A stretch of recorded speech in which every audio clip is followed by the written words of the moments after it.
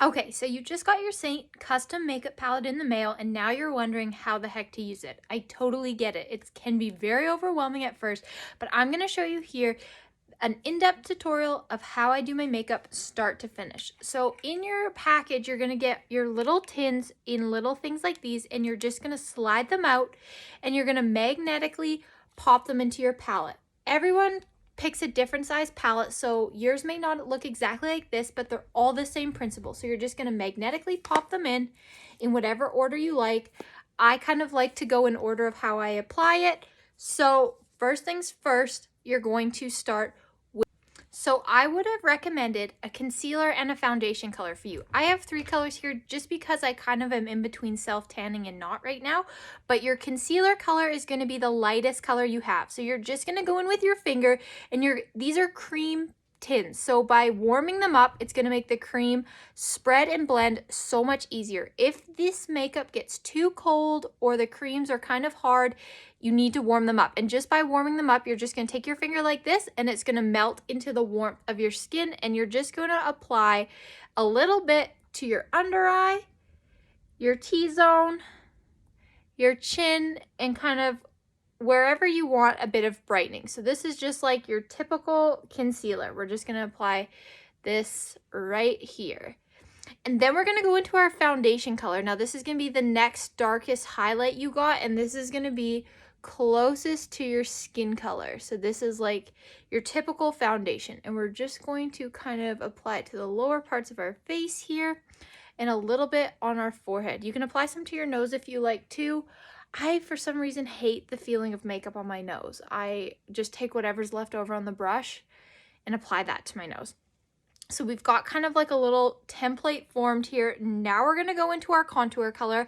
I typically recommend Astoria for all my customers. So your contour color will be nice and dark like this. And I know it looks intimidating, but you're just going to take a bit and you're going to go right on your cheekbone, kind of to the middle part of your eye. You don't want to go too far in and you don't want to go too low. You want to keep it right on that cheekbone, and then you're just going to go on the forehead. And don't be intimidated by this color. I know it's so dark, but I'm going to show you how well it blends out and the definition it gives your makeup. It's crazy. You can also take what's left over and go kind of right on your bottom lip, and it'll give you the illusion of a bigger, juicier lip. Okay.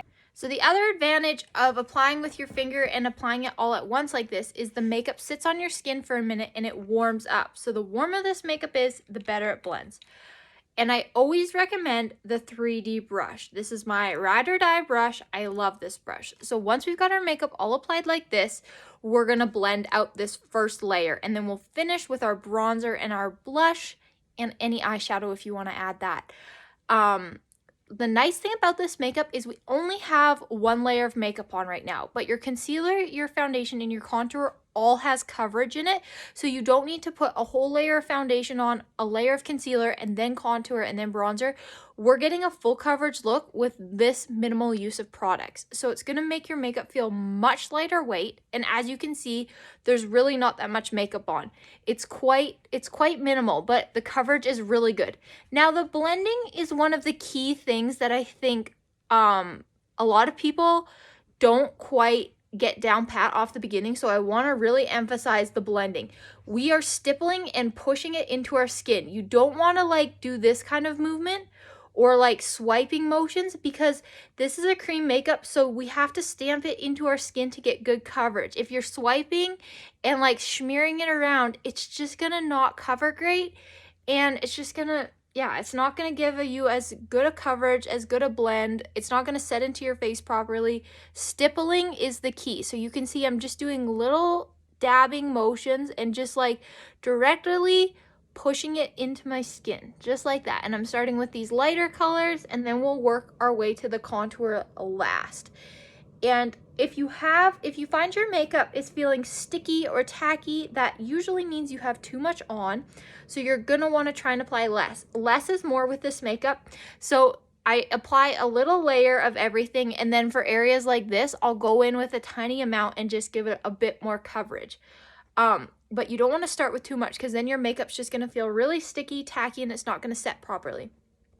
Another troubleshooting thing I find is sometimes if people, I know this happens with me, if your makeup is feeling greasy or shiny or you feel like it's just not setting properly, you might have more oily skin. And I have oily skin, so what I find is I can't wear any moisturizer or anything under my makeup. I have to apply my makeup to a clean face. If I apply makeup with moisturizer underneath or sunscreen underneath or anything like that, my makeup is just not gonna set properly. So I do all my skincare at night, and then I wash my face with warm water in the morning, and then I let it dry and I apply my makeup, and that gives me the best look. So here with this contour, I'm just stippling, and we don't want to over blend this or else it'll get muddy. You kind of just want to, we want a line there, and we're going to clean it up with some bronzer and some blush. So we're just working this in, and we're sticking to just the stippling. If we get going in too many different blending directions, it's going to look like a muddy bruise on our face. Okay, now that we're all blended out, we're gonna go back into our contour color, and I'm gonna use this to fill in my eyebrows. So I use this contour color as a contour, a brow filler, and I use it as a lip liner as well. So it's kind of dual purpose. That's why I match most people to Astoria. Anyone with lighter brows, I'll match you to a lighter contour so you can use it dual purpose. Bronzer and blush are two of the most important steps I say to never skip, because our makeup looks so unfinished, but once we add these last two steps, it's just gonna really bring some color and some warmth back into our face. So Bella bronzer, I just take a little amount. Less is definitely more with this product. A little goes a long way, and we're just gonna apply it just like that. And then for a blush, I'm gonna go into the color Madrid here, and we're just gonna pop this right on our cheeks, just like that. And lip color, all of our cheek blushes are both a lip and cheek. This is the color Desert Sunset. It's a really nice gloss for everyday lip. Really nice.